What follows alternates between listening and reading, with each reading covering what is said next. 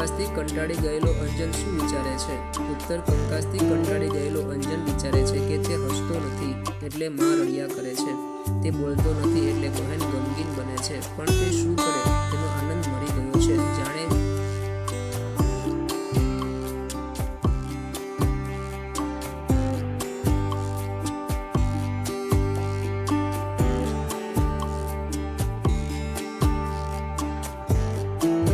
વલ્લભભાઈનો સ્વભાવ કેવો હતો? ઉત્તર વલ્લભભાઈ સ્વભાવે કડક હતા, તેઓ આખા બોલા હતા. તેમનો સ્વભાવ નાળિયેર જેવો ઉપરથી કઠણ અને બરચટ પણ અંદરથી મીઠો અને કોમળ હતો.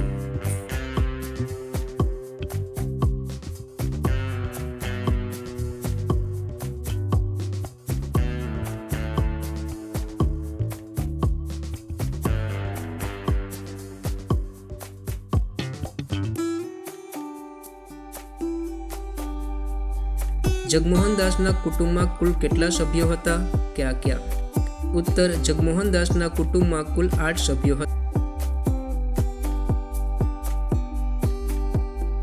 માણસના સ્વભાવમાં સમતુલા અને ઉદારતાનું નિરીક્ષણ ક્યારે કરવું જોઈએ? ઉત્તર માણસના જીવનમાં જ્યારે આફતો આવી પડે છે ત્યારે એને પાઈના હિસાબ ઉપર દિવસો ખેંચવાના હોય છે. આ વખતે તેના સ્વભાવમાં કેટલીક સમતુલા અને ઉદારતા રહે છે તેનું નિરીક્ષણ કરવું જોઈએ.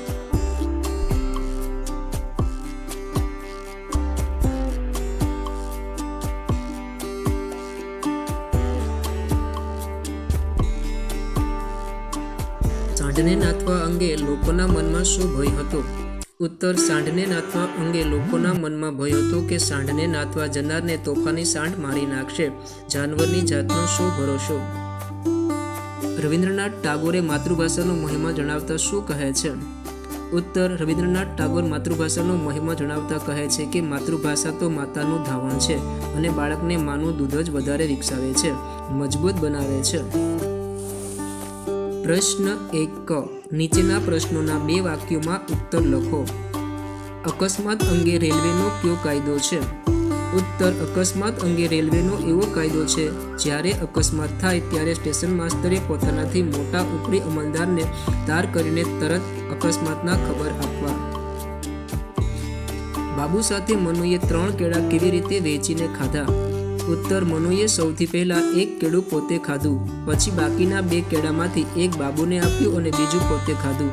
આ રીતે બાબુની સાથે મનુએ 3 કેળા વેચીને ખાધા.